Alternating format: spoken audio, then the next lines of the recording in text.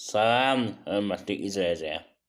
Əgər bilməzsiniz ki, səhvsiz olan ata mülki, baba mülki sizin adınızdan necə keçə bilər, eyni zamanda sizin qeydiyyatda qaldığınız evdə hansı halda sizə pay verilməlidir və yaxud hansı halda yaşayış hüququnuz var, kimliyinizdən asılı olmayaraq. Əgər bilmək istəyirsiniz, dediyim kimi video sonuna qədər baxın. Mən hüquqşünas Seyid Zahidə bu barədə məlumat verəcəm. Amma əvvəlcədən onu deyim ki, bu məsələdə evli olan şəxslərə müəyyən imtiyazlar var. Bunu həm evli arabasında olan şəxs kimi deyəm, həm hüquqşünas kimi deyəm. Şəxsən mən Seyid Zahidə. Və keçən mövzuya. Hörmətli izləyicilər, amma əvvəlcədən sizdən bir daha xahiş edirəm ki, videonu bəyənin, kanala abunə olun. Olmuşsunuz, baxırsınız, bəyənmirsiniz də, belə abunə də olmuşsunuz. Sonra da WhatsApp nömrəsini əlaqə saxlayaq, suallar verirsiniz, ödəniş də etmirsiniz.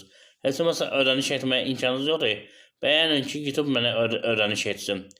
Hörmətli izləyicilər, bir-birimizin əməyin qiymətlərini bəyənin dediyim kimi keçən mövzuya. Mən indi burada fasilə edirəm. İndi bu 5 dəqiqə başlayacağım. Siz ona qədər bəyənin. İndi hal-hazırda qanunvericiyə əsasən yalnız qeydiyyatda olan şəxslər yaxın qohumdursa, o halda belə evdən pay almaq hüququ var. Amma burada bir incə məsələ var, hamısını aydınlıq gətirəcəyəm. 2019-dan əvvəlki qeydiyyatdadırsa, yəni hamısının payçı hüququ var. Bu nə deməkdir? İndi diqqətlə baxın, hörmətli izləyicilər.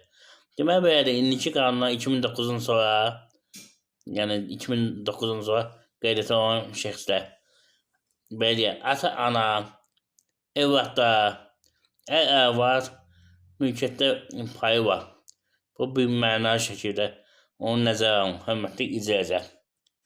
Digər məsələ ondan ibarət. Amma 2009-a qədər kim qeydiyyatda var idisə, hətta belə gəlin gəlirsə, qaynatan evinə qeydiyyata düşürürsə, oranın da belə payı var. Amma 2009-a qədər nəzərə alın. 2019-dan sonra artıq qaynatanın razılığı lazımdır. Amma bəyə dedim ki, əlilliyi olan şəxslər müəyyən güzəştlər var. Bəli, əlilliyi olan şəxslərin dəxli yoxdur. 2019-dan sonra olub və yaxud əvvəl olub, fərqi yoxdur. Həmin evdə yaşayırsa kimliyin asılı olmayaq. Mülkiyyət sahibi kimliyin asılı olmayaq eyni zamanda. Yəni dəxli yoxdur, babanın, nənənin mülkiyyət sahibi və yaxud qırar adamdır. Yaşayırsa həmin evdə yaşamaq hüququ var. Belə bir halda yaşayış hüququ olan şəxslər təzminat